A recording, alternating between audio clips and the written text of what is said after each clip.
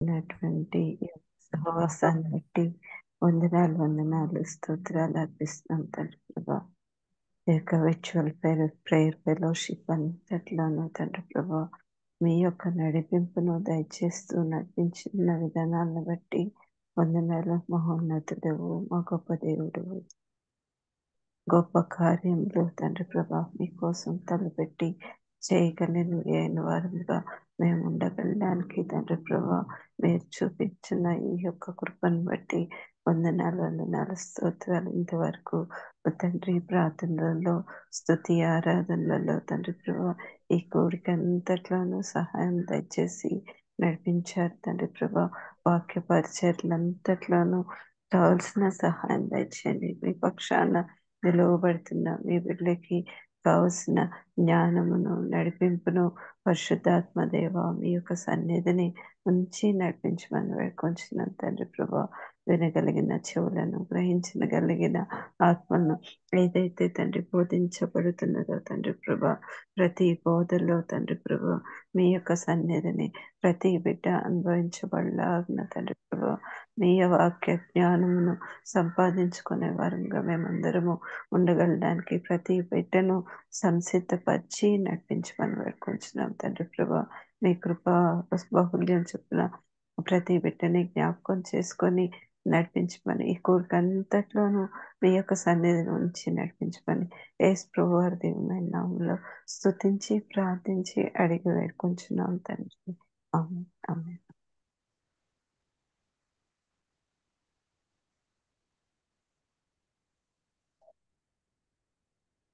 Praise the lord.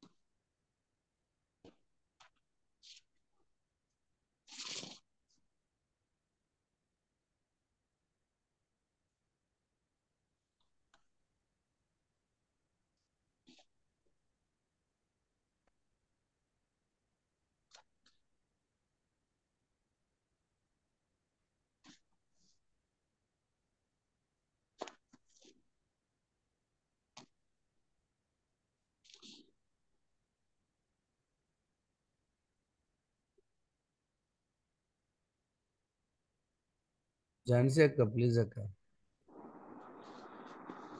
తమ్ముడు రాలేదు తమ్ముడు. మీకు నెంబర్ షేర్ చేసిన అక్క. ఏ తమ్ముడు? మీ నెంబర్కి షేర్ చేసిన అక్క, నేను ఫ్లైర్ పెట్టాను. ఏం రాలేదు తమ్ముడు, దీనికి రాలేదు ఇప్పుడు, అదే చూస్తున్నాను. ఒక్క నిమిషం అక్క. పాస్టర్ విజయ్ కుమార్ అయ్యగారు good morning sir, praise lord అండి.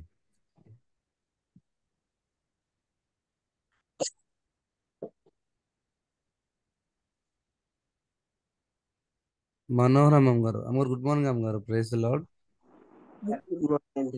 అమ్మ ఒక పాట పాడతారా? ఒక 2 minutes ఇలాగా.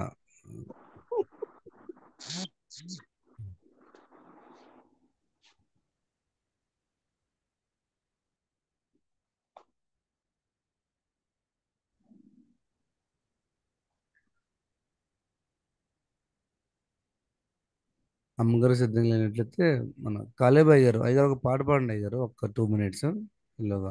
Okay sir. ఇదిగో దేవా నా జీవితం ఆపాదమస్తకం నీకంకితం. ఇదిగో దేవా నా జీవితం ఆపాదమస్తకం నీకంకితం. శరణం నీ శరణం, శరణం నీ శరణం, శరణం నీ శరణం, శరణం నీ శరణం. ఇదిగో దేవా నా జీవితం ఆపాదమస్తకం నీకంకితం. ఇదిగో దేవా నా జీవితం, ఆపాదమస్తకం నీకంకితం. నీ పాదముల చెంత చేరి నీ చిత్తంబునే నెరుగ నేర్పు. నీ హృదయ భారంబు నొసగి ప్రార్థించి పని చేయ నిన్ను. నీ పాదముల చెంత చేరి నీ చిత్తంబునే నెరుగ నేర్పు. నీ హృదయ భారం వినొసగి ప్రార్థించి పని చేయ నిన్ను. అయినా నీ ప్రేమతో నన్ను దరిజేర్చినావు. అందుకే గైకొనుము దేవా ఈ నా శేష జీవితం. ఇదిగో దేవా నా జీవితం, ఆపాదమస్తకం నీకంకితం. విస్తార పంట ఫలము నుండి కష్టించి పని చేయ నేర్పు. కన్నీటితో విత్తు మనసు కలకాల మరి నాకు నొసగు. క్షేమ కాలమై నా నిన్ను గనపరుతు నిమ్మయా. ప్రతి చోట నీ సాక్షిగా నన్ను దరిజేర్చినావయా. ఇదిగో దేవా నా జీవితం, ఆపాదమస్తకం నీకంకితం. నీకంకితం నీకంకితం. Praise lord, hallelujah. Thank you so much అయ్య గారు. John సెక్కర్ please. ప్రైజ్లాడండి అందరికి. ఈ రోజు మన మధ్యలో వాక్యం అందించడానికి బ్రదర్ రంగనాథం గారు సిద్ధంగా ఉన్నారండి. దేవుని ఆత్మ చేత ప్రేరేపింపబడి వారిని పరిచయం చేయటం గౌరవంగా భావిస్తున్నాను. బ్రదర్ రంగనాథం గారు వైజాగ్ చెందిన వారు. ఆంధ్ర యూనివర్సిటీలోని ఎంఎస్సి చేసి వైజాగ్ స్టీల్ ప్లాంట్ లో సీనియర్ మేనేజర్ గా ఇటీవల పదవి విరమణ చేశారు. యుఈఎస్ఐ పరిచర్య శిక్షణ విభాగానికి జాతీయ కార్యదర్శిగా సేవలందించారు.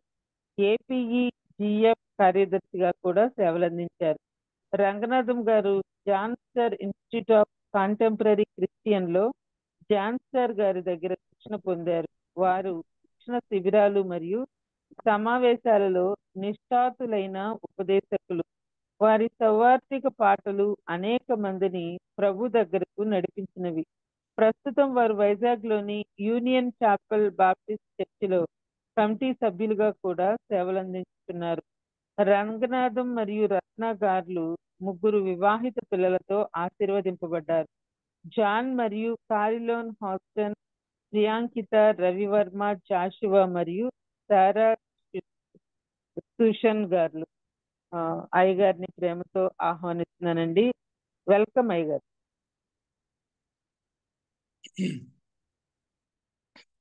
ప్రభు అయిన యేసుక్రీస్తు వారి శ్రేష్టమైన నామంలో మీకు అందరికి కూడా శుభాలు తెలియపరుచుకుంటా ఉన్నాను.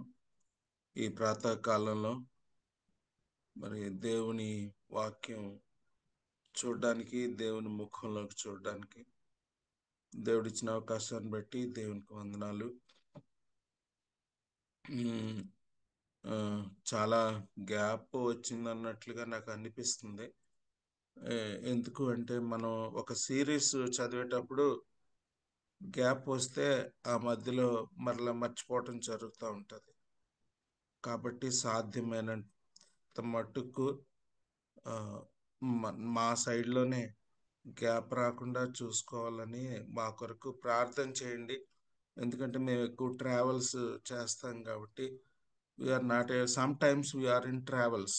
మోస్ట్ ఆఫ్ ద టైమ్ ట్రావెల్స్లో, ఎర్లీ మార్నింగ్ ట్రావెల్స్లో ఉండటం వల్ల for the past few weeks మీతో కనెక్ట్ అవ్వలేకపోయాము ఈ సర్వనాథ మౌంట్కి. Even now we're connecting from Bengaluru. కాబట్టి ప్రార్థన చేయాలి మా కొరకు. దేవుడు ఈ ఇంటరప్షన్ లేకుండా ఇది కంటిన్యూ అయ్యేట్లు మీరు. తరువాత సర్వనాథ మౌంట్లో మనము బియాటిట్యూడ్స్ చదువుతున్నాం, ధన్యతలు. అయితే యేసుక్రీస్తు ప్రభువారు ఈ యొక్క దేవుని రాజ్యానికి సిటిజన్స్, లేకపోతే వారసులు, పౌరులు అనొచ్చు. పౌరులకు ఉండాల్సినటువంటి లక్షణాలు, వారికి ఉన్నటువంటి దీవెనలు, సిటిజన్స్ ఆఫ్ కింగ్డమ్కి ఉండాల్సినటువంటి క్యారెక్టర్, వారు యేసుక్రీస్తులో వారికి ఉన్న ఆశీర్వాదాలు. సో ఆ క్యారెక్టర్ని కలిగిన వాళ్ళు ఎలాగ ఆశీర్వదించబడతారు, ఆ క్యారెక్టర్ని కలిగిన వాళ్ళు ఎలా ఆశీర్వదించబడతారు. వాస్తవానికి న్యూ టెస్ట్మెంట్లో చూసినట్లయితే ఆశీర్వాదం అన్నప్పుడు ఇవి మెటీరియల్ బ్లెస్సింగ్ వరకే మనం ఆలోచించే పరిస్థితి కనబడుతుంది. కానీ న్యూ టెస్ట్మెంట్కి వచ్చేసరికి ఆశీర్వాదం అన్నప్పుడు ఆత్మీయ ఆశీర్వాదం, ఆత్మీయ ఆశీర్వాదం, ఆత్మ సంబంధమైన ఆశీర్వాదం. యేసుక్రీస్తులో ఈ ఆశీర్వాదాలు దేవుడు మనకి దేన్ని బట్టి ఎటువంటి క్యారెక్టర్ కలిగిన వాళ్ళు ఆశీర్వదించబడతారు, ఎటువంటి కారు ఉన్నవాళ్ళు, ఎటువంటి సెల్ ఫోన్ ఉన్నవాళ్ళు, ఎటువంటి బిల్డింగ్ ఉన్నవాళ్ళు ఆశీర్వదింపబడతారు అనలేదు. ఎటువంటి క్యారెక్టర్ ఉన్నవాళ్ళు ఆశీర్వదింపబడతారు అంటే, నేను దేవుడు నన్ను బాగా దీవించాడండి, ఇగో ఇవి. కానీ యేసుప్రభు వారు సర్వనాథ మౌంట్లో చెప్పేటప్పుడు వీటిని బట్టే మీకు ఆశీర్వాదం, వీటిని బట్టి క్రైస్తవుని యొక్క క్యారెక్టర్ని బట్టి ఆశీర్వాదం, క్రైస్తవుని యొక్క క్యారెక్టర్ని బట్టి ఆశీర్వాదం. అందులో 1, 2, 3 అలాగా క్యారెక్టర్స్ చదువుతూనే వస్తున్నాం మనం. ఈ కొండ మీద చేసినటువంటి ప్రసంగంలో మూలమైనటువంటి అంశం ఏంటి అనేది మనం చూసాం.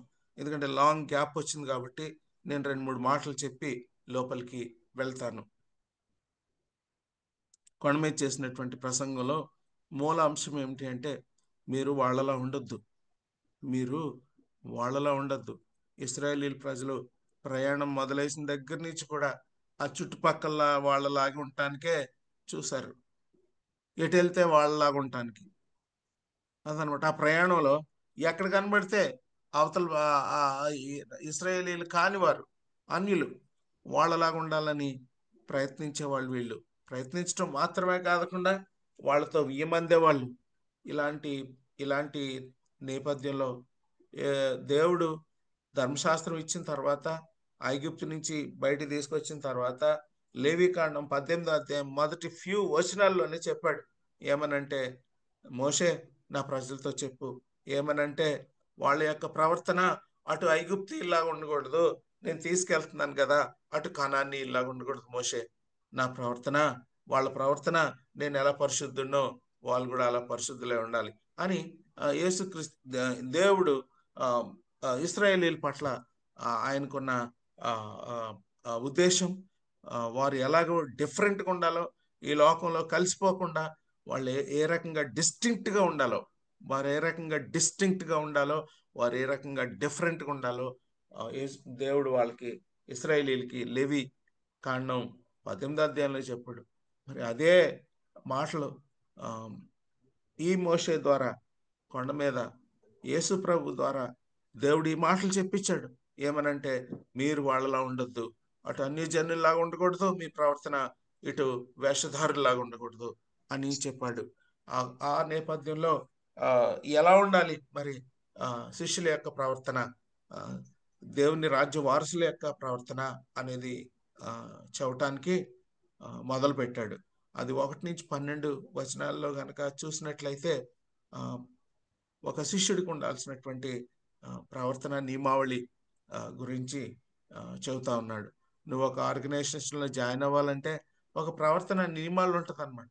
అలాగే పాలిటిక్స్లో జాయిన్ అవ్వాలంటే ప్రవర్తన నియమావళి ఉంటుంది.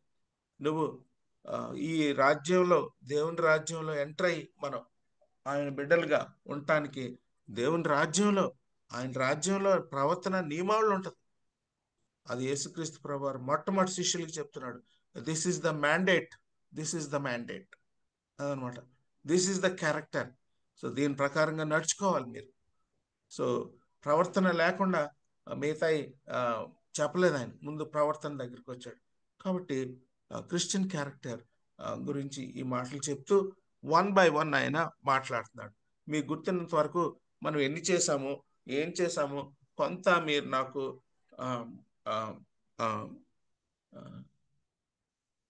గతంలో చదివింది కొంచెం రీక్యాప్ చేయాలని నేను కోరుతా ఉన్నాను. రీక్యాపిచ్యులేషన్ అంటారు, జ్ఞాపకం చేసుకోవటం. లాస్ట్ టైం సాత్వికులు ధన్యులని చెప్పారు బ్రదర్. ఓకే, మొత్తం 3 చెప్పారు. మరి సాత్వికతలోనేమో దేవుడు మరి దేన మనసు గలవాడు, మౌనంగా ప్రతిది భరించాడు. సాత్వికాన్ని మనం ఎక్సర్సైజ్ చేయాలని చెప్పారు. సాత్వికత్వం మృదుత్వాన్ని కోల్పోకూడదని చెప్పారు. సాత్వికంగా ఉండటానికి ఏమేమి పక్కన పెట్టాలి, ఇన్హెరిట్ ద ఎర్త్ అని, మరి మీన్స్ టు కల్టివేట్, వీటన్నిటి గురించి చెప్పారు బ్రదర్. అంటే దేవుని ప్రణాళికలో కుటుంబం నడవాలంటే ఎలా ఉండాలి, సాత్వికం ఇతరుల క్షేమం కోరుతుందని అవన్నీ జ్ఞాపకం చేశారండి. Thank you sister. అయితే మనం 4వ కీకి వెళ్దాము. 4వ క్యారెక్టర్ ఒకసారి మళ్ళీ చదువుకుందామా? ఆ వచనాలు ఆత్మ విషయమే దీనులైన వారు ధన్యులు అనే దగ్గర నుంచి మొదలెట్టి 4వ కీ చదువుదాం. 4వ కీ దగ్గర ఆపుదాం. ఎవరైనా చదువుతారా మరి? ఆత్మ విషయమై దీనులైన వారు ధన్యులు, పరలోక రాజ్యం వారిది. దుఃఖపడు వారు ధన్యులు, వారు ఓదార్చబడుదురు. సాత్వికులు ధన్యులు, వారు భూలోకమును స్వతంత్రించుకొందురు. నీతి కొరకు ఆకలి దప్పులు గలవారు ధన్యులు, వారు తృప్తిపరచబడుదురు. Thank you. నీతి కొరకు ఆకలి దప్పులు గలవారు ధన్యులు, వారు తృప్తిపరచబడుదురు. First character is poor in spirit. రెండో క్యారెక్టర్ దైవ చిత్తానుసారమైనటువంటి దుఃఖం. మూడో క్యారెక్టర్ సాత్వికం. Great responsibility, great character. మోషే, అటు ఓల్డ్ టెస్ట్మెంట్ లో మోషే, ఇటు న్యూ టెస్ట్మెంట్ లో యేసుక్రీస్తు ప్రభువారు మంచి మోడల్స్. ఎన్నో అంటే మోషేకి చాలా డెలిగేట్ చేశాడు పవర్ ఉంది కదా అని దాన్ని ఇష్టం వచ్చినట్టు చేయలేదు. అవసరమైతే దేవుడు కాళ్ళకు అడ్డం పడ్డాడు తన ప్రజల కోసం. ఎందుకు వచ్చింది ప్రభు, వీళ్ళతో పడలేకపోతున్నా, నేను తీసి పడేయి, క్యాన్సిల్ అనలేదు. అయ్యా ఈసారికి మళ్ళీ నీ పేరేమైపోద్దో, నీ పేరు పాడైపోద్దో అమ్మయ్యా. దేవుడి కాళ్ళకి ప్రతిసారి ఇశ్రాయేలీలు చేసిన తప్పులకి అడ్డం పడ్డాడు. తన పవర్ అంతా పక్కన పెట్టి, తన లీడర్షిప్ అంతా పక్కన పెట్టాడు. సేవకుడిగా దేవుడి కాళ్ళకి అడ్డం పడ్డాడు. మీక్నెస్. తన సొంత కుటుంబస్తులే తన యొక్క నాయకత్వానికి పొగబెడుతుంటే అసలు ఏం మాట్లాడలా, దేవుడికి వదిలిపెట్టాడు. Power under control. పవర్ చూపించడం కాదు మీక్నెస్ అంటే. ఇక్కడ ప్రభు దగ్గరికి వచ్చేద్దాం, దిగిరా అన్నారు. ఎంత దిగిరాటానికి ఎంత పడుతుందండి ఆయన దిగిరాటానికి? సర్వోన్నతుడు. నిరూపించుకోవటానికి ఎంత టైం పడుతుంది, కానీ దిగిరావటానికి రాలేదు. ఆయనకి తెలుసు ఆయనకి ఎందుకు వచ్చాడు ఈ లోకానికి. నిరూపించుకోవటానికి రాలేదు, నా కోసం ప్రాణం పెట్టడానికి వచ్చాడు. అంతే, అదే గురి. దాని నుంచి డీవియేట్ చేసేటటువంటి ప్రతి విధమైన శోధన ఎంతో సాత్వికంతో జయించాడు. ఎంతో సాత్వికంతో జయించాడు. శిలువ మీద కనబడుతుంది యేసుక్రీస్తు ప్రభు వారి యొక్క సాత్వికం అంటే ఏంటో ఆయన మాటల్లో. ఒకవేళ సాత్వికం లేని వైనం మన ఇళ్లలోనూ మన యొక్క సమాజంలోనూ కనపడుతుందా? అలాగైతే సిలువను ఆశ్రయిద్దాం, సిలువను ఆశ్రయిద్దాం. Power under control, power under control. ఒక మాట్లాడడానికి, ఒక దెబ్బ కొట్టడానికి నీకు నాకు పవర్ ఉండొచ్చు, కానీ అలా చేయకుండా ఉండటమే సాత్వికం. అలా చేయకుండా ఉండటమే సాత్వికం. పరుషంగా మాట్లాడడం నాకు బాగా చేతవును, కానీ సాఫ్ట్గా మాట్లాడడానికే నిర్ణయించుకోవటం సాత్వికం. అది సిలువను ఆశ్రయిస్తే కానీ దొరకదు. అది పరిశుద్ధాత్మ సహాయంతోనైతేనే కానీ రాదది. May the spirit of God help us to live a life of meekness, especially in the families and in leadership and in the society and in the workplace. Now let us come back to fourth key. 4వ character గురించి వద్దాం. 4వ character ఏంటంటే నీతి కొరకు ఆకలి దప్పులు గలవారు ధన్యులు. అసలు రైచియస్నెస్ అనేటటువంటి మాట ఈ 5వ అధ్యాయం 5, 6, 7 అధ్యాయాల్లో చాలా ఎక్కువ సార్లు కనబడుతుంది. శాస్త్రుల నీతి కంటేను పరిసయ్యుల నీతి కంటేను మీ నీతి అధిగమించాలి. ఏంటి అసలు నీతి అంటే ఏంటి? ఇక్కడ కూడా ఏమంటున్నాడు? నీతి కోసం. ఇంకెక్కడ ఉంది నీతి అనే మాట?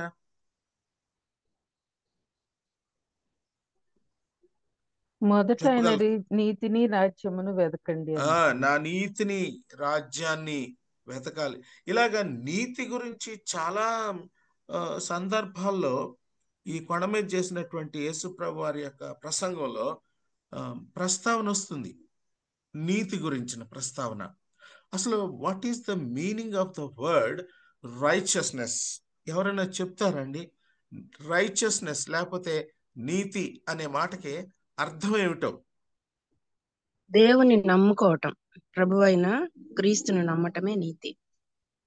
ఓకే ఓకే కొరింథీయులకు రాసిన పత్రికలో మీరు రిఫర్ చేస్తున్నారు, ప్రభువైన యేసుక్రీస్తులో ఉండటమే నీతి. ఓకే, అది ఒక డెఫినేషను. యేసుక్రీస్తే మన నీతి అంటాడు ఆయన. అసలు నీతి అంటే ఏంటి? నేను అడిగే ప్రశ్న.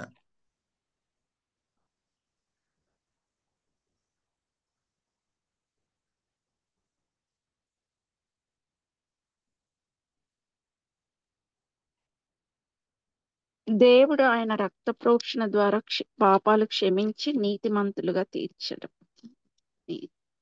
అదే ఎలాగ నీతి మనకు వచ్చిందో యేసు ప్రభు యొక్క రక్తం ద్వారానే. ఇంక వేరే మార్గంలో ఒక మనిషి నీతిమంతుడిగా చేయబడ్డాడు, జస్టిఫై చేయబడతాడు. అసలు నీతి అంటే ఏంటి? మళ్ళా పాపిని పరిశుద్ధుడిగా చేయటానికి దేవుడు మనం పాపాల కోసం, శాపాల కోసం ఓకే, పాపిని పరిశుద్ధుడిగా చేయటానికి. అంటే ఆయన ఆజ్ఞలను కట్టుబడి ఉన్నట్లుగా జీవించడం, అనుసరించడం. Being right before God. Very good, యథార్థత. Very good. ఈ రైచియస్నెస్ అనే దాన్ని ఎక్స్ప్లెయిన్ చేయటానికండి కొంతమంది స్కాలర్స్ ఇలా చెప్పారు. ఏమనంటే చూడండి, పళ్ళ చక్రం ఉంటుంది కదా, పళ్ళ చక్రం ఒక గ్రూవ్లో అది పడుతుంది అన్నమాట. కరెక్ట్గా ఆ గ్రూవ్లో పడుతుంది. అంటే మన జీవితాలు అన్ని రంగాల్లో, అన్ని విషయాల్లో, అంటే మీరు చెప్పినవన్నీ కరెక్టే. అంటే యేసు ప్రభు రక్తం ద్వారా వచ్చేది నీతి అని, యేసుక్రీస్తు ప్రభువులో ఉన్న జీవితమే నిజమైన నీతి అని, దాన్నే జస్టిఫికేషన్ అంటారు, నీతిమంతుడిగా తీర్చబడటం అంటారు. యేసుక్రీస్తు మన శాపాన్ని భరించి మనల్ని నీతిమంతులుగా తీర్చాడు. యాక్చువల్గా మనం నీతిమంతులుగా అవ్వాలంటే తలకిందులు తపస్సు చేసిన అయ్యే పని కాదు. యేసు ప్రభు రక్తం ద్వారా మనల్ని కడగటం ద్వారా నీతిమంతులుగా తీర్చాడు. అయితే అసలు నీతి అంటే ఏంటి అనేది ఫండమెంటల్ క్వశ్చన్. మళ్ళీ బ్యాక్ టు ద క్వశ్చన్కి వచ్చాం మనం. నీతి అంటే ఇందాక ఒక సిస్టర్ మెన్షన్ చేశారు, ఏంటంటే being right with God and being right with others.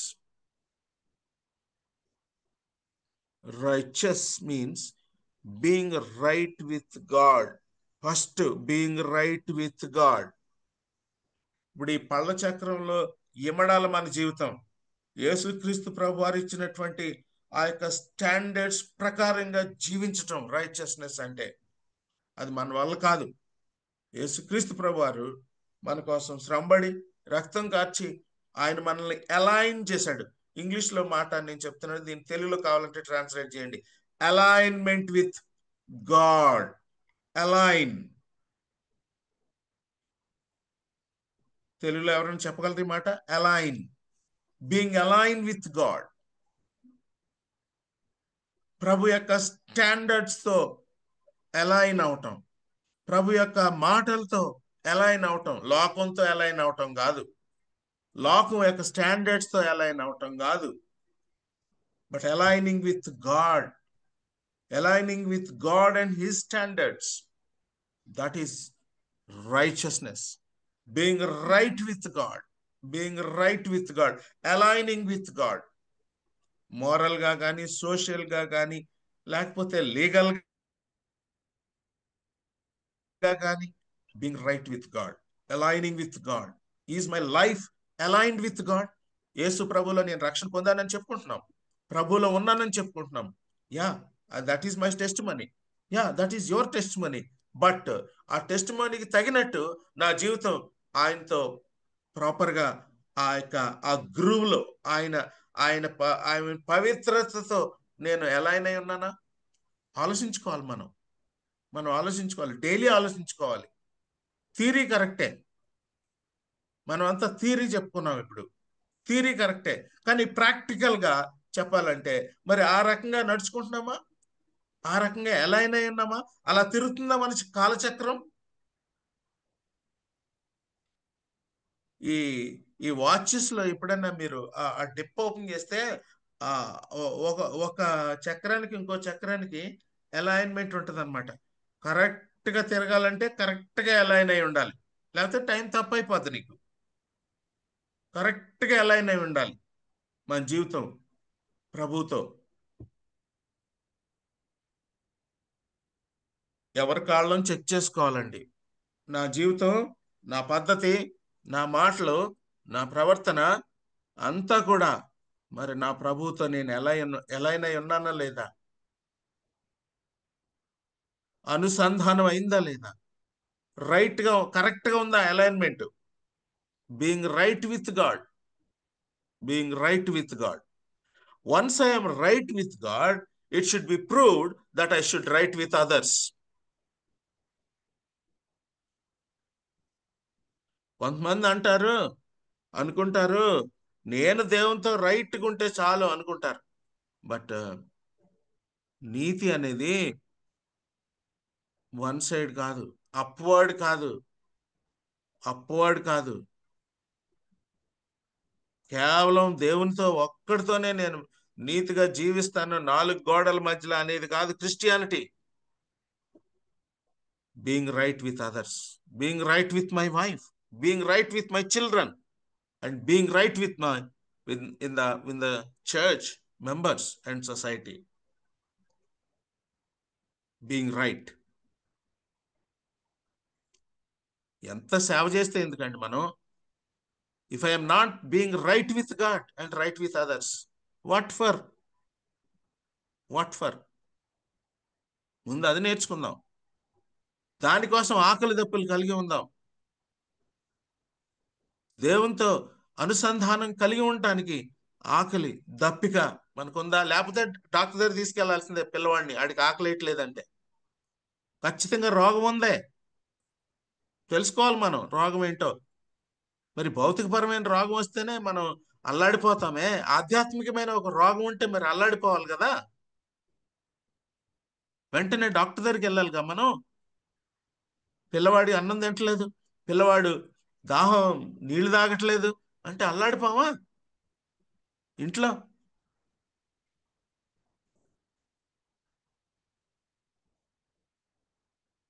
మా అమ్మాయికి ఒక పిల్లవాడు ఒక స్టేజ్లో అసలు వాడు తినేవాడు కాదనమాట. ఆమె అల్లాడిపోయింది. డాడీ ప్రార్థన చేయండి, డాడీ ప్రార్థన చేయండి, డాడీ వాడికి ఆకలి లేదు, డాడీ ప్రార్థన చేయండి.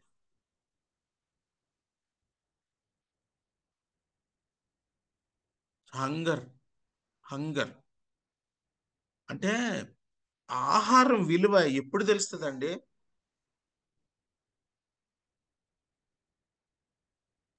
ఆహారము ఆకలితో ఉన్నప్పుడు దొరకకపోతే తెలుస్తుంది. అది ఆహారం విలువ ఆకలేసినప్పుడే తెలుస్తుంది. ఆకలి లేకపోతే ఆహారం విలువ తెలీదండి.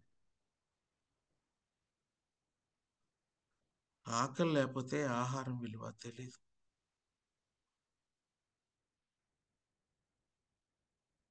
ఆకలి దప్పిక ఒక క్రైస్తవుడికి ఉన్నప్పుడే నీతి కోసం దేవునితో అనుసంధానం ఉండాలి.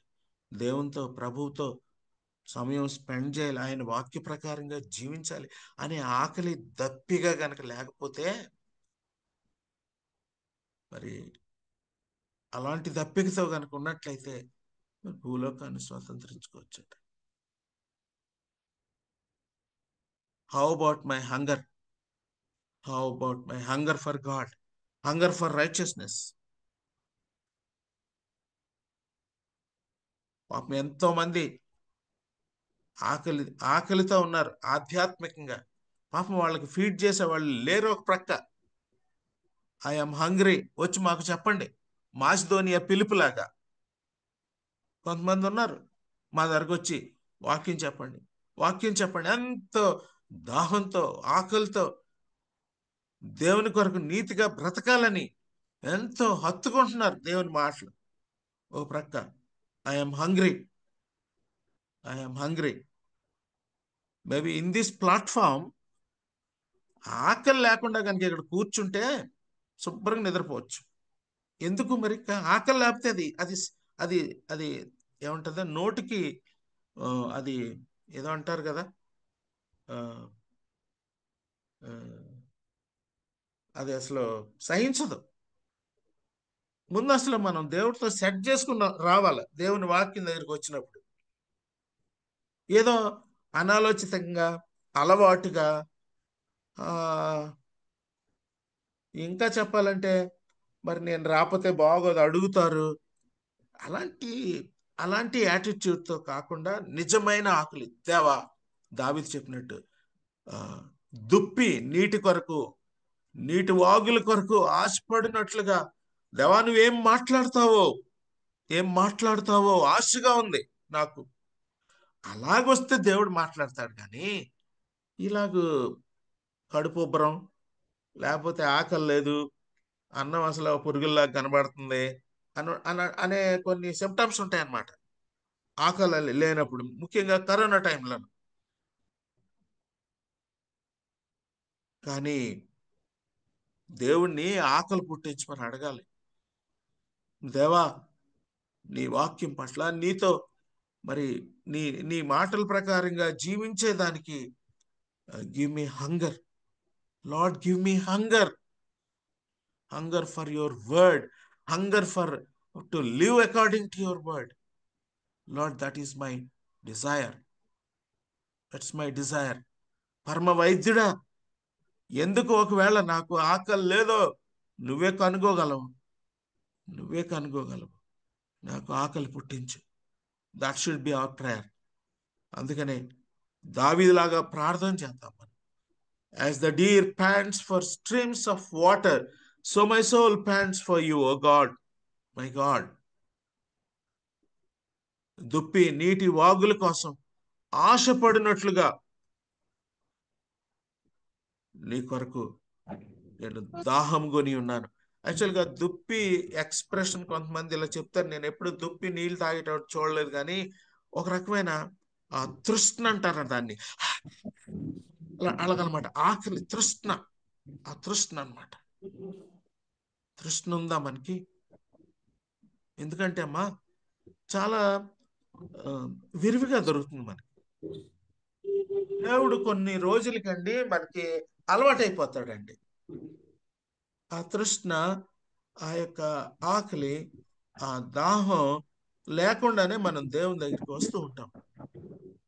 దావీదు చాలా పాటల్లో రాత్రి నుంచి కనిపెడతాను నేను, దేవుడు నాతో ఏం మాట్లాడతాడా, రాత్రి నుంచి కనిపెడతాను. ఆ కనిపెట్టిన తర్వాత, మాట్లాడిన తర్వాత నేను ఇక దాని ప్రకారంగా జీవించడం మొదలు పెడతాను. నేను what a man, what a king. ఆ రకంగా ఫస్ట్ అసలు నీతి అంటే ఏంటో చూసాం, నీతి కోసం ఆకలి దప్పులు అంటే ఏంటో చూసాం. ఏమండి, ముందుకు వెళ్దామా?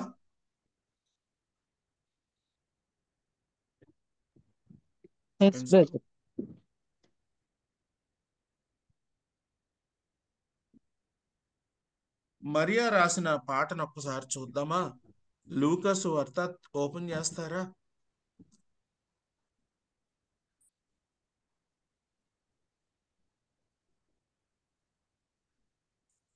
లూకా సువార్త 1వ అధ్యాయము 46 నుంచి 55 వరకు చదువుతారా అమ్మా ఎవరైనా? అప్పుడు మరియా ఇట్లనే, నా ప్రాణము ప్రభువును ఘనపరచుచున్నది. ఆయన తన దాసురాలి దీనస్థితిని కటాక్షించెను. నా ఆత్మ నా రక్షకుడైన దేవుని యందు ఆనందించెను.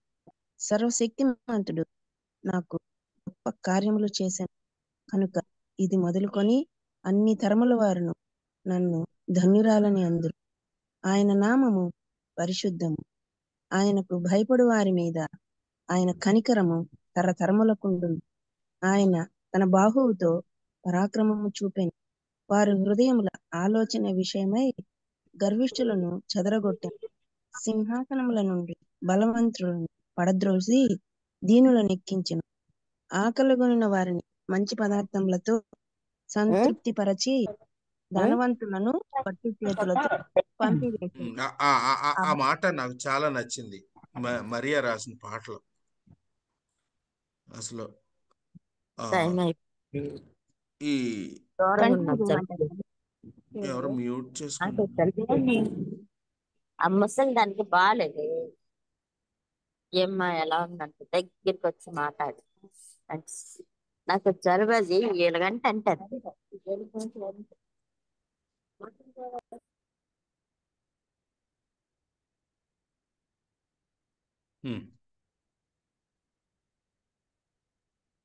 ఇక్కడ నాకు ఆ సెంటెన్స్ అంటే చాలా ఇష్టం.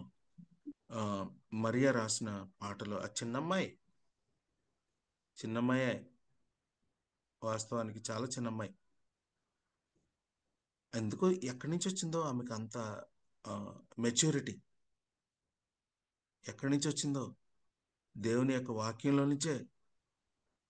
కథ అంతా బాగా తెలుసు, ఓల్డ్ టెస్ట్మెంట్ స్టోరీ అంతా బాగా తెలుసు. అందులో నుంచి మాట్లాడుతుంది ఈ పాట, అందులో నుంచి ప్రాసెస్ చేసిన పాట ఇది. గర్విష్ఠుల్ని చెదరగొట్టేవాడు, ఆకలి కొన్న వారిని తృప్తిపరిచేవాడు. ఈ మాటలు యాక్చువల్గా మేరీ రాసిన పాట రాసిన ఆ కాలంలో ఎవరు పరిపాలిస్తున్నారు? మరియా యోసేపుల కాలంలో యూదుల్ని ఎవరు పరిపాలిస్తున్నారు? హేరోదు రాజు. హేరోదు రాజు చాలా గర్విష్ఠుడు. అంతా ఇంత కాదు, చాలా గర్విష్ఠుడు. తన కుర్చీ రావటానికి కుటుంబ సభ్యుల్ని చంపేశాడు కుర్చీ సంపాదించడానికి. హేరోదు ఎలాగోలాగా కుర్చీ సంపాదించాడు. చాలా గర్విష్ఠుడు. అంతేకాదు, ఒక రకమైన లైంగిక దాహం వాడికి.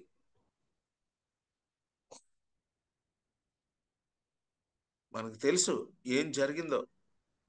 దాన్నే కదా జాన్ ద బాప్టిస్ట్ అడ్డం పడ్డాడు. వికారం, లైంగిక వికారం. దాహం కంటే ఈ మాట కరెక్ట్ ఏమో. వికారం, లైంగిక వికారం. ఇలాంటి ప్రౌడ్ పీపుల్ తనతో పాటు ఆ జూయిష్ కమ్యూనిటీలో ఉన్నారు. కానీ అలాంటి వాళ్ళనంట ఏం చేస్తాడను అని రాసింది. ఎంత ధైర్యంగా రాసిందో ఆ పాట. చిన్నపిల్ల ఏం రాసింది చూడండి. ఆ సెంటెన్స్ మళ్ళీ ఇంకోసారి చదవండి. ఆకలి కొనిన వారిని మంచి పదార్థములతో సంతృప్తి పరచి ధనవంతులను వట్టి చేతులతో పంపివేసాను. ఆకలి కొనిన వారిని మంచి పదార్థాలతో తృప్తిపరిచే దేవుడు. గర్విష్ఠుల్ని చెదరగొట్టేవాడు అని కూడా ఉన్నట్టుందిగా ఇందులో. అలా లేదా? గర్విష్ఠులు అనే మాట లేదా అసలు? ఆయన తన బాహువుతో పరాక్రమము చూపెను. వారి హృదయముల ఆలోచన విషయమై గర్విష్ఠులను చెదరగొట్టాను. అదనమాట. గర్విష్ఠుల్ని చెదరగొట్టేవాడు ఆయన. ఆకలితో వచ్చే వాళ్ళని, ఆధ్యాత్మికమైనటువంటి ఆకలితో వచ్చే వాళ్ళని మంచి పదార్థాలతో తృప్తిపరిచేవాడంట. అదనమాట. ఎంతకాలం అలాగ అక్కడ ఇక్కడ ఆ మీటింగ్లు ఈ మీటింగ్లు ఊరికే వింటాం ఎందుకు? తృప్తి ఉండదు. ముందు అసలు నీతి కొరకు ఆకలి. దేవా నీ కోసం జీవించాలి అనే పాయింట్కి వచ్చేయాలి. ఆ ఆకలికి వచ్చేయాలి. చిన్న అమ్మాయి ఎంత మెచ్యూర్డ్గా రాసిందో ఈ పాట.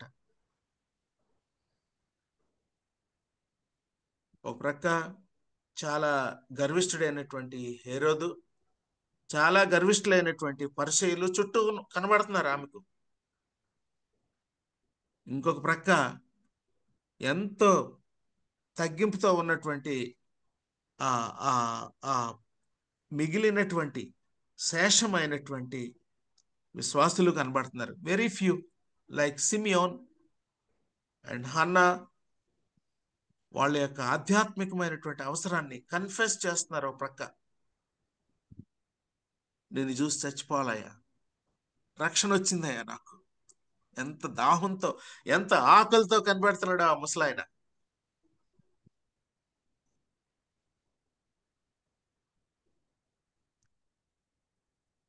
ఆమె ఆ మందిరంలోనే కనిపెట్టుకొని ఉంటుంది ఆయన రాకకి. ఆకలి, దాహం, ఎదురుచూపు. ఇలాంటి నేపథ్యంలో మరియా ఆ పాట రాసింది. తన చుట్టూ ఉన్న పరిస్థితులు ఇట్లా ఉన్నాయి, రెండు రకాలుగా ఉన్నాయి. On one side people are very proud, and the other side very few, 2-3 are only faithful with a lot of hunger, looking forward for the Redeemer. ఈ కాంటెక్స్ట్ లో ఈ పాట రాసింది. అయ్యా నువ్వు గర్విష్ఠుల్ని చెదరగొట్టేవాడివి. గర్వంతో ఊగిపోతా ఉంటారు కొంతమంది. గర్విష్ఠుల్ని చెదరగొట్టేవాడివి. ఆకలి కొనిన వారిని మంచి పదార్థాలతో తృప్తిపరిచేవాడు. ఆకలి కొనిన వారిని మంచి పదార్థాలతో తృప్తిపరిచేవాడు. ఎంతో సాటిస్ఫాక్షన్తో రాసింది అమ్మాయి. ఎంతో భయంతో, ఎంతో ఆందోళనతో వెళ్ళింది ఎలిజబెత్ దగ్గర. ఆవిడ దగ్గర టైం స్పెండ్ చేసి ప్రార్థనలో కలిసి ఇద్దరు వాక్యాన్ని గుర్తు చేసుకుని ఉంటారు. ఆ 3 నెలలు వెనక్కి వచ్చేసరికి ఎంతో తృప్తి, ఎంతో సాటిస్ఫాక్షన్ ఉన్న విషయం రాసింది. ఆకలి కొనిన వారికి మంచి పదార్థాలతో తృప్తిపరిచే దేవుడు అయ్యాను అని రాసుకుంది. బహుశా తీసుకెళ్లి యోసేపు చూపించి ఉంటది. ఇదిగోనండి పాట రాశాను, దేవుడు నాకు ఇచ్చాడు ఈ పాట. ఇద్దరు పాడి ఉంటారు. Let's Singh this song. ఆకలి కొన్న వారిని తృప్తిపరిచే దేవుడు అయ్యా, నాలో ఆకలి పుట్టించు, నన్ను కూడా తృప్తిపరచు.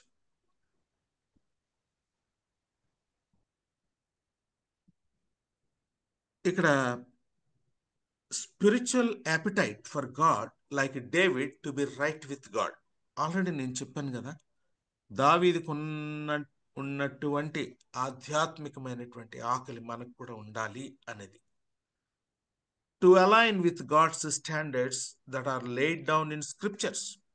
లేఖనాల్లో దేవుని యొక్క స్టాండర్డ్స్, విలువలతో మన యేసు ప్రభులో ఉన్న మన జీవితం అందులో ఎలా అవ్వాలి, ముడిపడాలి. యేసుప్రభుని రక్షకుడిగా అంగీకరించడం ఓకే, బాగానే ఉంది. అంతటితో కాదే, అక్కడి నుంచి ఆకలి మొదలవ్వాలి. అలాగే స్టంటెడ్ గ్రోత్ అన్నమాట. దాన్ని ఎదుగుదల ఉండదు. ఆకలి లేకపోతే ఇంక ఎదుగుదల ఏముంటది? తిండగా ఇంటేక్ ఉండదు, ఎదుగుదల ఉండదు. ఎదుగు బదుగు లేని జీవితం అంటాం కదా. మరి ఇవి తింటే, జంక్ తింటే ఆకలేదు బాబు, జంక్ తినకూడదు అంటాం పిల్లల్ని. ఒరే జంక్ తినకరా, జంక్ ఫుడ్ ఆకలేదు. మరి మనం ఏ ఫుడ్ తింటున్నామో మనకు తెలీదు. Pure God's word. మరి ప్రతి ఉదయం దొరుకుతుంది. మరి దేవుని యొక్క వాక్యాన్ని ధ్యానించి, మరి ఉన్నదన్నట్టుగా వాక్యాన్ని తీసుకొని, మరి సరైన దృక్పథంతో దాన్ని అర్థం చేసుకొని, దాంతో ఎలానే ఉండాలనే ఆశ, ఆ యొక్క ఆకలి ఉంటే తప్పకుండా ఆయన ఆకలి తీర్చే దేవుడు. పేతురు రాసిన మొదటి పత్రిక 2వ అధ్యాయం 1-2 వచనాల్లో ఒక చిన్న పిల్లవాడు పాల కోసం అరుచినట్టు, ఆకలితో అరుస్తున్నట్టు మిల్క్ కొరకు, మరి ఆయన రుచి చూచి ఉన్న ఎడల, ప్రభు దయాళుడని రుచి చూస్తే కనుక అలాగా క్రేవ్ అవ్వాలి దేవుని యొక్క వాక్యం కోసం. ఇలా విన్ని వెళ్ళిపోవటం కాదు, కూర్చుని చదువుకోవాలి. ఎవరికాళ్ళు చదువుకున్న తర్వాత దాని ప్రకారంగా, ఆ స్టాండర్డ్స్ ప్రకారంగా నా లైఫ్ ఉందా లేదా అనేది ధ్యానించుకోవాలి, మెడిటేట్ చేసుకోవాలి. రోజంతటి కోసం ఈ 4 మాటలు వినేస్తే సరిపోదు. మరలా నేను ఇప్పుడు కూర్చుని వాక్యం చదువుకోవాలి. ఎన్నిసార్లు చెప్పినా దీన్ని.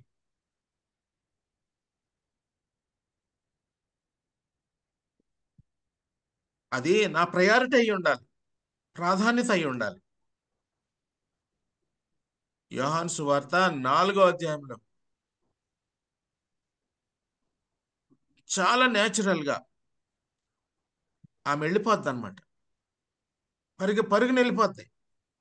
ఎంతో దాహంతో వచ్చింది అక్కడ మంచినీళ్ళ కోసం. కొండ అక్కడ వదిలేసి తర్వాత తీసుకొచ్చి ఈ మంచినీళ్ళని, ఆధ్యాత్మికమైనటువంటి దాహంతో, నా ప్రజలు తెలుసుకోవాలి అనేటటువంటి దాహంతో పరిగెత్తుకుని వెళ్ళిపోయింది ఆమె. అందుకనే ప్రభువారు కూడా 6వ అధ్యాయంలో మాట్లాడుతూ, ఆయన నీతి, ఆయన రాజ్యం మొట్టమొదటి మీరు ఎతకాలి. ప్రాధాన్యత ఆయన నీతి. Being right with God and right with others should be our priority. తెలుగులో చెప్పిన మరల దీన్ని, దేవునితోనూ తోటి వ్యక్తులతోనూ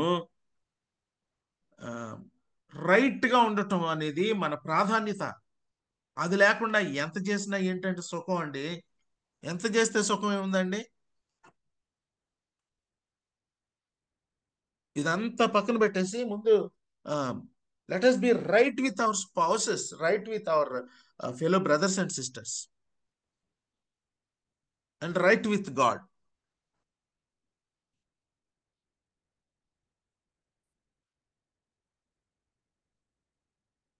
3 aspects ఆఫ్ రైచియస్నెస్ అనేది మనం చూద్దాం. Number 1 legal righteousness, number 2 moral righteousness, number 3 social righteousness. Actually 1 అధ్యాయం 31 వచనంలో యేసు ప్రభువే నా నీతి, యేసు ప్రభువే, యేసు ప్రభువులోనే మరి ఆలోచిద్దాం. యేసు ప్రభు ద్వారా రక్షణ పొందిన మనం అర్థం చేసుకున్నాం 3 aspects of righteousness: legal, moral and social. దీన్ని ఏమంటారంటే అప్వర్డ్, రెండోది ఇన్వర్డ్, మూడోది అవుట్వర్డ్. మరి ఈ మాటలు అర్థం అవ్వకపోతే మళ్ళీ అడగండి, చెప్తాను.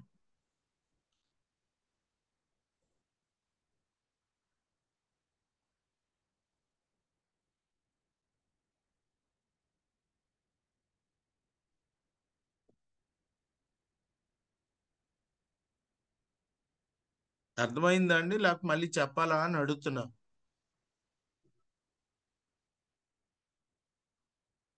ఏమా ఒకసారి చెప్పండి బ్రదర్. Sure sure sure.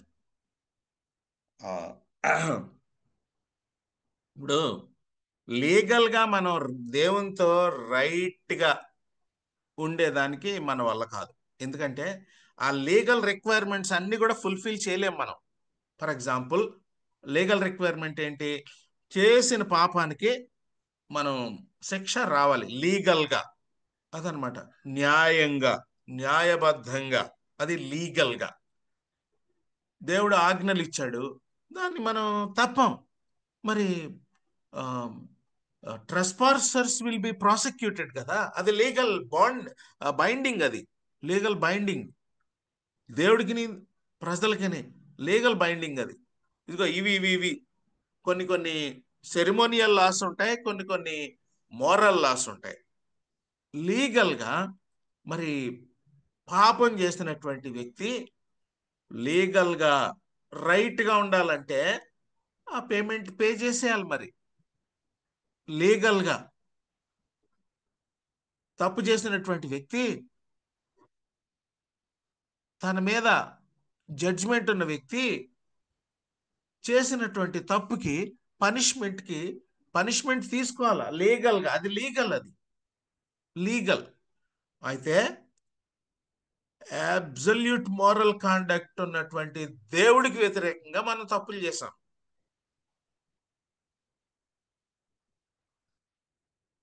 అలాంటి దేవుడికి, పవిత్రుడైన దేవుడికి వ్యతిరేకంగా చేసిన తప్పు నుంచి మనం బయటపడలేం, మన సొంతంగా బయటపడలేం.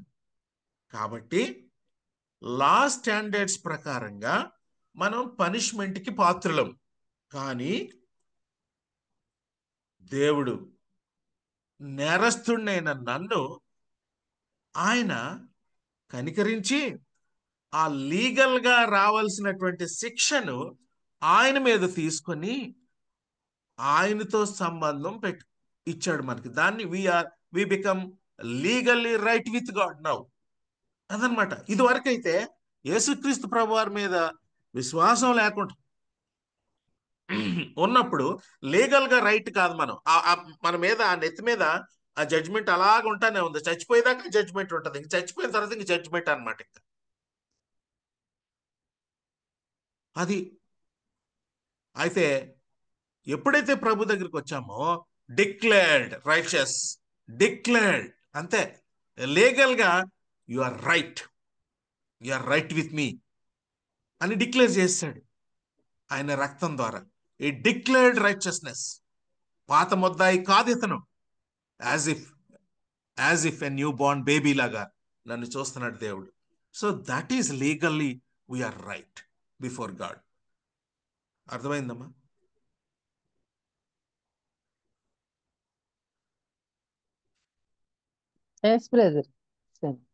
సో మన సొంత నీతి పనికిరాదు. సొంత నీతి ఏ రకంగానో లీగల్గా మనల్ని నీతిమంతులుగా తీర్చదు. సొంత నీతి, నేను చేసే పనులు కానీ, నేను చేసే మంచి కార్యాలు కానీ, ఏది కూడా నా నీతి ఎందుకు పనికిరాదు లీగల్గా నన్ను దేవుని ముందు స్టాండ్ చేయటానికి.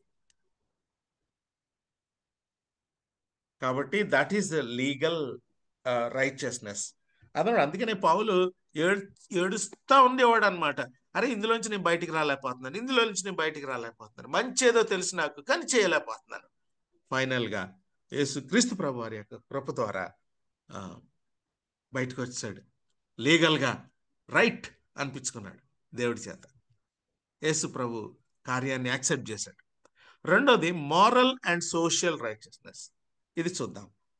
సో లీగల్గా నేను ఆ యొక్క పనిష్మెంట్ లేకుండా దేవుడు నన్ను నీతిమంతుడిగా తీర్చాడు. రైట్ విత్ గాడ్, దేవునితో రైట్ రిలేషన్షిప్ స్టార్ట్ అయింది నాకు ఆ రోజు నుంచి. రెండోది మారల్ రైచియస్నెస్. Moral righteousness. దేవుడు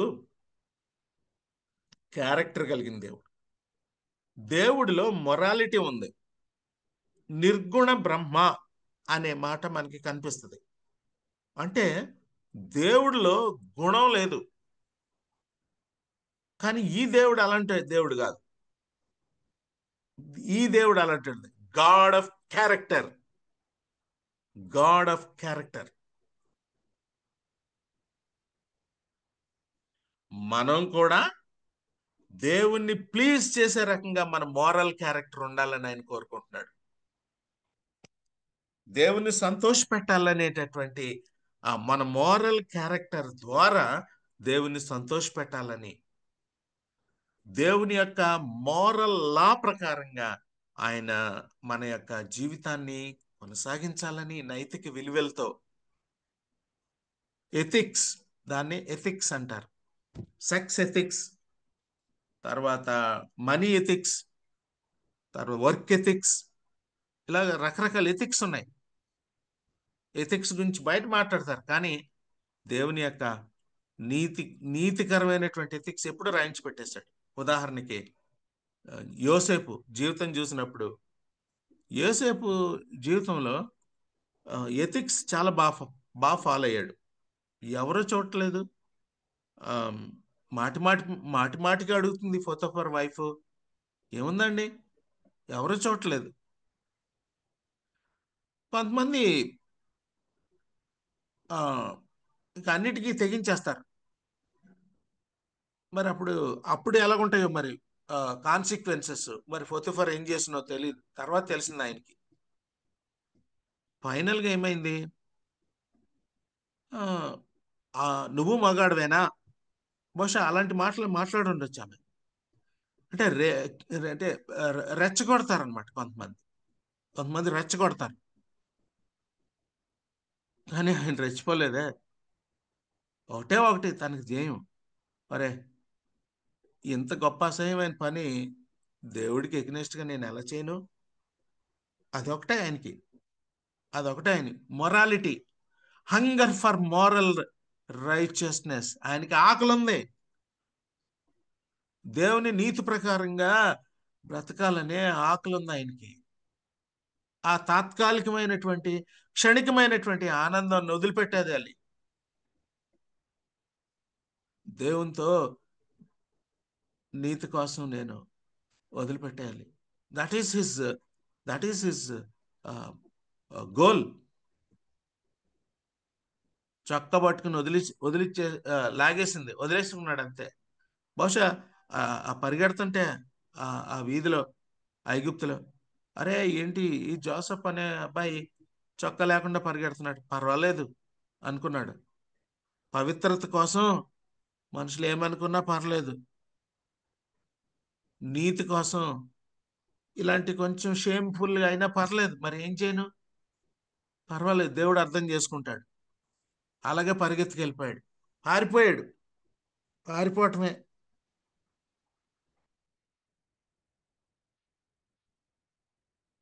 నీతి కోసం. అందుకనే పౌలు తిమోతికి రాస్తూ, తిమోతి పారిపో, యవనేచ్ఛల నుంచి పారిపో, అంతే, నిలబడక అక్కడ నిలబడ్డావా నువ్వు అయిపోయావు. అదనమాట. నాకేం కాదు అని నిలబడద్దు తిమోతి. అలాంటి చోట నిలబడకూడదు తిమోతి, పారిపోవాలి. That is moral righteousness. ఆకలి, దానికి ఆకలి ఉండాలి. మూడోదమ్మా, ఇప్పుడు లీగల్ చూసాము, మారల్ చూసాము, సోషల్ చూద్దాం. అంటే లీగల్గా నేను తప్పు చేసిన వాడిని దేవుడు నన్ను నా నా తప్పుకి పనిష్మెంట్ తీసుకున్నాడు అని రైట్ విత్ గాడ్. ఇంక మరి అలాంటి ఇంక మురికి చేసుకోకుండా మరలా అదే తప్పు కంటిన్యూ చేయకుండా అలాంటి ఆకలి ఉండాలన్నమాట. రెండోది నైతిక విలువల్లో దేవుని సంతోష పెట్టాలి అనే ఆకలి. మూడోది సోషల్ రైచియస్నెస్. ఇదేంటి అంటే it is like A community development. ఇప్పుడు బాబీ చేస్తున్నాడు చూడండి, ఎంతో మంది అణగారిన పీపుల్ ఉన్నారు, అందరినీ మనం చేరదీయలేం. ఎన్నో కన్నీళ్ళు వాళ్ళకి, ఎవరో చేసిన తప్పుకి వాళ్ళు శిక్ష అనుభవిస్తున్నారు, వాళ్ళు బాధలు అనుభవిస్తున్నారు. ఎంత పెయినో వదిలిపెట్టేసి వెళ్ళిపోతున్నారు నిర్దాక్షిణ్యంగా రోడ్డు మీద పిల్లల్ని కనేసి. కొంతమంది నాన్ క్రిస్టియన్ ఫ్రెండ్స్ కూడా ఎందుకో దేవుడు వాళ్ళలో ఉంచిన ఆ ఇమేజ్లో పార్ట్ ఉంటుంది కదా వాళ్ళకి. దేవుడు పోలికలు చేయబడ్డాం మనం. ఆ జాలి ఉంటుంది, అందరిలో ఉంటుంది కాస్త కోస్తా. కానీ ఆ జాలి రక్షించలేకపోద్ది. యేసు రక్షకుడి దగ్గరికి రావాలి. పాపం అది తెలియదు. వాళ్ళు చాలా పనులు చేస్తారు కొంతమంది కూడా. అయితే రక్షింపబడిన మనం చేసిన ఈ కార్యాన్ని బట్టి దట్ ఈస్ సోషల్ రైచియస్నెస్. సమాజంలో ఎంతో కుళ్ళు, రెడ్ లైట్ ఏరియాస్లో కుమిలిపోతున్నారు కొంతమంది ఆడపిల్లలు. తర్వాత డబ్బులకి అమ్ముడైపోయే ర్యాకెట్లు, తర్వాత గంజాయి అమ్మకాలు, తర్వాత తాగుడికి బానిసలైపోయిన వ్యక్తులు, కుటుంబాలు పాడైపోయినాడు. So biblical righteousness is not related to personal affair, but it is to be demonstrated in the community, which is called a social society. సొసైటీలో మగ్గిపోతున్న వాళ్ళని బయటికి తీయాలి, వాళ్ళకి డిగ్నిటీ రావాలి అనే ఆకలి దప్పులు కలిగి ఉండటం. That is social righteousness. యేసుక్రీస్తు ప్రభువారు ఈ సోషల్ రైచియస్నెస్ గురించి కూడా మాట్లాడాడు. ఆయన లీగల్గా నా దగ్గర రండి అన్నాడు, మోరల్గా ఇక పాపం చేయొద్దు అన్నాడు, సోషల్గా ఎక్కడ కూడా అలాంటివి సహించే దేవుడు కాదు. టెంపుల్ని, దేవుని యొక్క ఆలయాన్ని వ్యాపారంగా చేసినప్పుడు అలాంటి కమ్యూనిటీని ఎదుర్కొన్నాడు. ఈ రకంగా social righteousness. God was blaming his people for their anti-social behavior. We have learned from prophets its concern in seeking man's liberation from oppression, promotion of civil rights, and justice in law courts. దేవుడు కూడా old టెస్ట్మెంట్లో profits ద్వారా చాలా స్పష్టంగా కనబడుతుంది. ప్రజలు అణగదొక్కబడిన వాళ్ళు, మరి civil rights తొక్కేసేవాళ్ళు, justice లేకుండా చూసేవాళ్ళు. ఇలాంటి వాటిని ఎదుర్కోవటానికి హంగర్ అండ్ రైచియస్నెస్ కావాలి. చాలామంది ఏన్షియంట్ టైంలో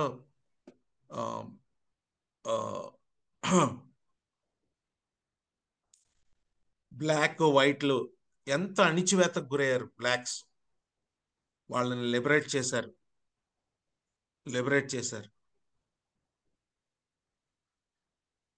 అది social hunger for social righteousness అంటే. అలాగే విలియం బూత్ సాల్వేషన్ ఆర్మీలో ఎంతో అప్రెస్డ్ పీపుల్, యంగ్ పీపుల్ కొరకు ఇంగ్లాండ్ దేశంలో వర్క్ చేశాడు. ఎజ్రా, నెహేమియా, వీళ్ళందరూ కూడా అప్రెస్డ్ పీపుల్ బయటికి తీసుకొచ్చాడు. విల్బర్ ఫోర్స్ స్లేవ్ ట్రేడ్ ని అబాలిష్ చేశాడు బ్రిటిష్లో. Social righteousness.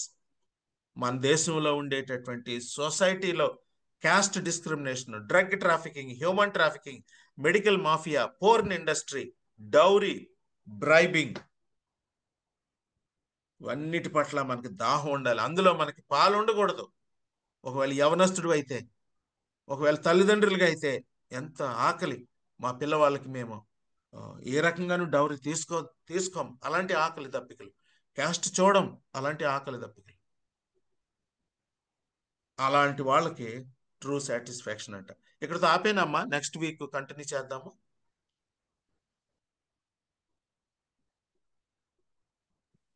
Okay brother, okay అండి.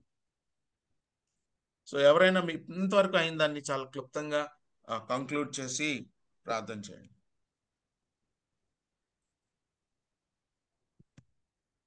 ప్రసీద గారు చెప్తారా సిస్టర్? సిస్టర్ మీరు చెప్పండి ఇవాళ. ఓకే ఓకే అండి.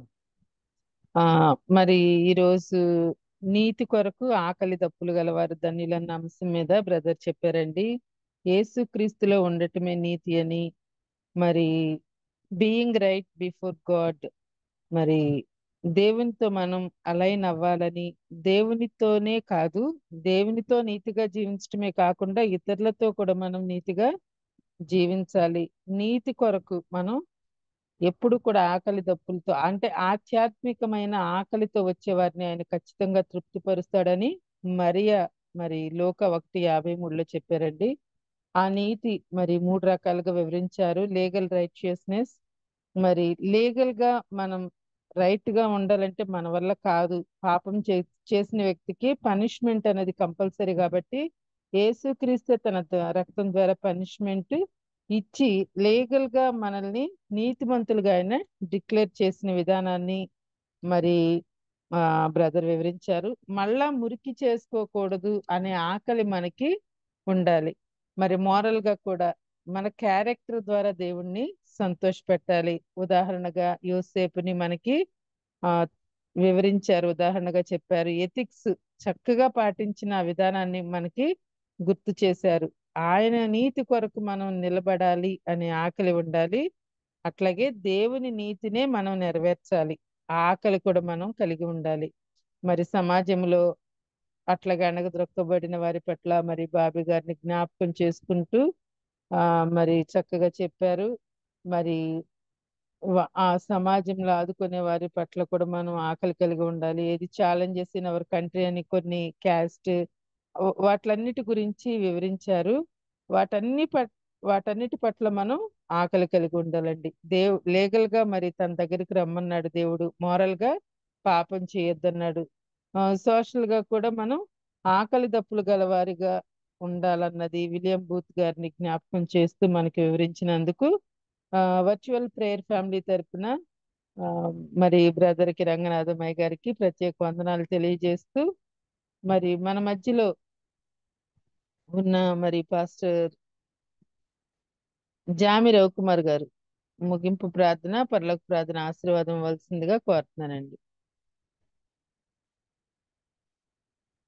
ఒకవేళ జామి రవికుమార్ గారు సిద్ధంగా లేనట్లయితే పాస్టర్ విజయ్ కుమార్ గారు.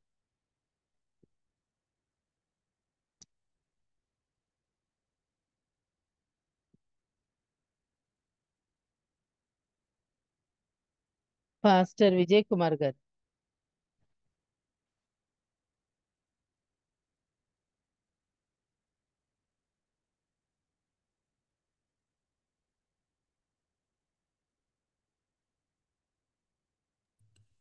కాలేబాయ్ గారు ఉన్నారు. ఓకే తమ్ముడు. పాస్టర్ కాలేబాయ్ గారు ముగింపు ప్రార్థన, పరలోక ప్రార్థన ఆశీర్వాదం ఇచ్చి ముగించవలసిందిగా కోరుతున్నానండి. కాలేబాయ్ గారు. ప్రార్థన.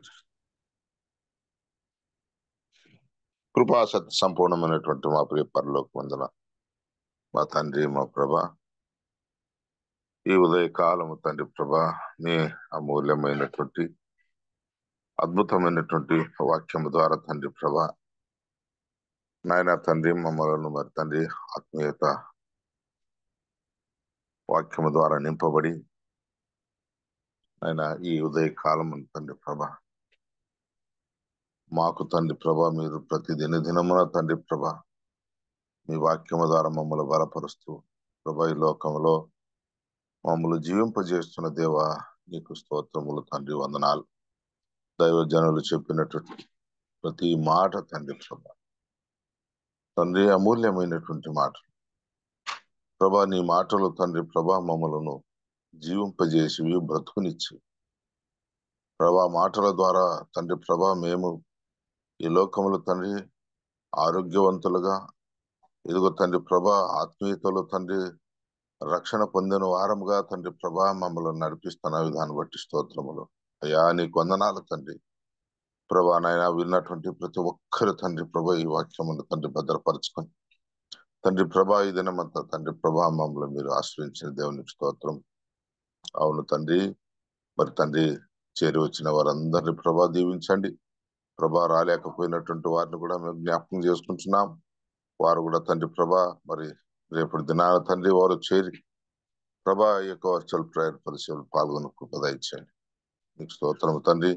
ఈ దినమంతా మీ ఆశీర్వాదంతో మమ్మల్ని నడిపించమని ఈ దినమంతా జరగబోయే పనులలో ఉద్యోగస్తులు ఏమైతేనేమి సేవకులైతేనేమి ప్రభా ప్రతి ఒక్కరిని ప్రభా మీరు దీవించి ఆశీర్వదించమని ప్రార్థిస్తున్నాం. మరి ముఖ్యంగా తండ్రి ఈ కార్యక్రమాన్ని తండ్రి ఉదయాన లేచి తండ్రి ప్రభా ఈ యొక్క ప్రేయర్ ఫెలోషిప్ ని జరుపుతున్నటువంటి తండ్రి ప్రభా కోర్ కమిటీలో ఉన్నటువంటి వారిని ప్రభా మరి టీం వారందరినీ ప్రభా మీరు ఆస్వాదించండి. వారు ఎన్నో పనులు ఉన్నప్పటికీ ప్రభా వారిని యొక్క విశ్వాసము తండ్రి నమ్మకము తండ్రి వారు చేసే ఈ పరిచర్య తండ్రి వారిని ప్రభా మీరు దీవించి ఆశ్రయించి వారి కుటుంబాలందరూ దీవించండి. నాయనకి స్తోత్రం తండ్రి.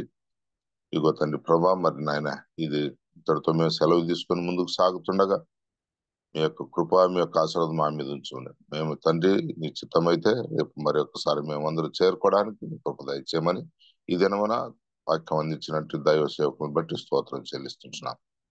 ఇదిగో తండ్రి ప్రభా మరి మా యొక్క తండ్రి ప్రభా వచ్చి ప్రేయర్ ఫెలోషిప్ ద్వారా తండ్రి ఎవరు తండ్రి అనారోగ్యంలో ఉంటున్నారో ప్రభా ప్రతి ఒక్కరి తండ్రి ప్రభా నాయన వారు సంపూర్ణ ఆరోగ్యం స్వస్థతను దయచేయండి. నాయన జేమ్స్ అయ్య గారిని బట్టి స్తోత్రం. నాయన దాసులను దీవించి ఆశ్రయించి ఆరోగ్యాన్ని దయచేయండి ప్రభా. వారు కూడా వర్చువల్ ప్రేయర్ పాల్గొనేటువంటి అవకాశం ప్రభా మేము వారిని చూసే అవకాశాన్ని కూడా మీరు మాకు అనుగ్రహించమని ప్రార్థిస్తుంటున్నాం.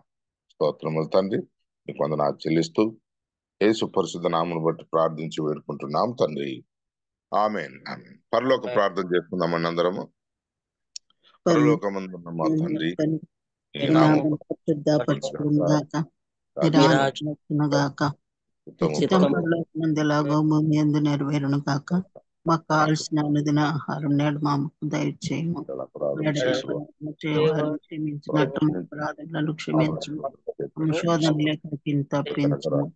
ఎందుకంటే రాజ్యం శక్తి మహిమ నిరంతరము నీవైంటున్నాను. పరలోక అంత్యాశ్రం తీసుకుందామండి. మన తండ్రి దేవుని యొక్క ప్రేమయు పరిశుద్ధాత్మని యొక్క సహవాసము ఇగో ఈ దినమున చేరొచ్చిన ప్రతి దైవ బిడ్డలందరితో రాలేనటువంటి వారి కుటుంబాలతోనూ ఈ వర్చువల్ ప్రేయర్ జరుపుతున్నటువంటి టీం వారందరితో వారందరికి తండ్రి ఇప్పుడును ఎల్లప్పుడును సదాకాలము తోడైండి నడిపించి ఆస్వాదించును గాక. ఆమేన్. ఆమేన్. థ్యాంక్ యూ అయ్య గారు. వందనాలు అయ్య గారు. ప్రార్థించిన కాలేబాయి గారికి వాక్యం అందించిన రంగనాథమయ్య గారికి ప్రత్యేక వందనాలు తెలియజేస్తున్నానండి. జాయిన్ అయిన థ్యాంక్ యూ అండి. మరి రంగనాథమయ్య గారు చెప్పిన మెసేజెస్ అన్ని యూట్యూబ్ లో అవైలబుల్ గా ఉన్నాయండి. బాబి రత్నాకర్ అని టైప్ చేస్తే మీకు అందుబాటులో ఉంటాయండి. దయచేసి ఈ మెసేజెస్ మీరు మరొకసారి వినాలని ఆశపడుతున్నానండి. మరి అన్ని రికార్డ్ చేయబడుతున్నాయి. మరి జాయిన్ అయిన ప్రతి ఒక్కరికి వందనాలు తెలియజేస్తూ ముగించుకుందామండి. హ్యావ్ ఎ నైస్ డే అండి. థ్యాంక్ యూ అండి అందరికి.